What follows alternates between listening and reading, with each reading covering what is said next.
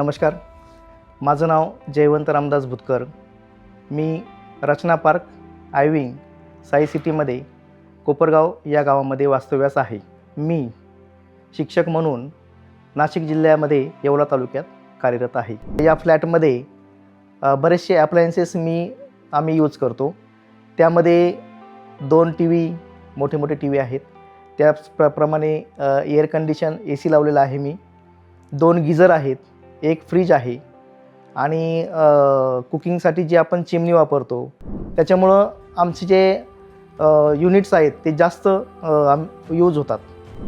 उन्हाळ्यामध्ये जवळपास आम्हाला 4 ते 5 हजार रुपये बिल मासिक बिल आम्हाला यायला लागलं.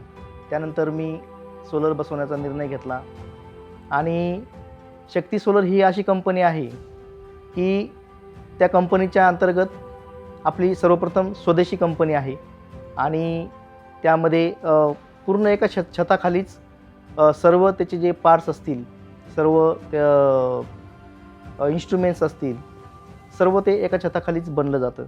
ही कंपनी मला खूप आवडली आणि शेवटी मी शक्ती कंपनीचं सोलर बसवण्याचा निर्णय घेतला आणि त्यामध्ये मी थोडंसं रिसर्च केला असता PM सूर्यघर मुफ्त बिजली योजना अंतर्गत 78,000 रुपये सबसिडी ही आपल्याला मिळते याची मला माहिती मिळाली आणि मी शेवटी सोलर बसवण्याचा निर्णय घेतला. शक्ती सोलरचं जे स्ट्रक्चर आहे ते मला खूप पर्सनली आवडलं. त्याच्यामागचं कारण असं आहे की मी इतरही सोलरचे स्ट्रक्चर्स पाहिले, मात्र ते 4 पाईप्सवर उभे आहेत आणि शक्ती सोलरचं जे स्ट्रक्चर आहे ते सिंगल पाईपवर उभं आहे. परंतु तो एक सिंगल पाईप जो आहे तो 3 mmचा आहे आणि खूप स्ट्रॉंग असं स्ट्रक्चर आहे. कितीही जोराचा वारा आला, इवन 150 ते 180 km/h जरी वारं वाहिलं तरी त्या स्ट्रक्चरला काहीच होत नाही.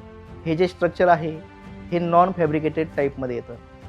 नॉन फॅब्रिकेटेड मीन्स त्याला आपण मूव करू शकतो प्लेट्स, आणि जे फॅब्रिकेटेड स्ट्रक्चर असतं त्याच्यामध्ये ज्या प्लेट्स असतात त्या फिक्स असतात, त्याला आपण मूव करू शकत नाही. आता सीझनच्या हिशोबाने जर आपण विचार केला तर आपल्याकडे दक्षिणायन असतं 6 महिने आणि 6 महिने उत्तरायण असतं. तर या फीचरमुळं काय होतं की आपण त्या प्लेट्स त्या वेदरच्या कंडिशनने आपण मूव करू शकतो आणि त्या मूव करून आपण त्या प्लेट्सला आपण वॉश करू शकतो आणि वायपरने तुम्ही ते लॉंग वायपर जरी घेतलं तरी ते इझिली तुम्ही ते क्लीन करून परत त्या प्लेटचा अँगल तुम्ही सेट करू शकता. ह्या स्ट्रक्चरला गंज चढत नाही. म्हणजेच काय की इतर जे आपण स्ट्रक्चर पाहतो त्याला कालांतराने पावसामुळे म्हणा किंवा पाणी पडल्याने त्याला गंज चढतो कालांतराने, परंतु या स्ट्रक्चरला गंज चढत नाही. तर थोडासा मी डीपमध्ये अभ्यास केला. त्यामध्ये झॅम नावाची कोटिंग केलेली असते आणि त्या केमिकल्समुळं जरी त्याच्यावर गंज चढला तरी पण ते सेल्फ रिकवर होतं. तो गंज ॲटोमॅटिकली रिकवर होतो.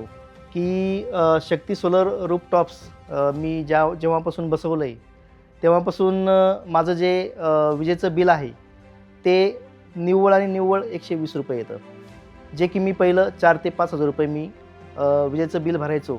आमच्या बाजूच्या 2-3 बिल्डिंग्समधले जे आमचे मित्र कंपनी आहेत त्यांनी तिथे व्हिजिट करून आम्हाला त्याविषयी माहिती विचारली. कारण ते स्ट्रक्चरच पूर्ण युनिक आहे. पूर्ण एका पाईपवर ते स्ट्रक्चर उभं आहे आणि त्यामुळेच बऱ्याचशा लोकांनी इन्क्वायरी केली आणि मीही 100% मी सजेस्ट करेन प्रत्येकाला की हे स्वदेशी बनावटीचं जे शक्ती सोलर आहे, खूप ॲस्थेटिक क्वालिटी, जबरदस्त क्वालिटीचं हे सोलर सिस्टम आहे. हे सर्वांनी आपल्या घरी बसवावं हे मी आपणास आव्हान करतो.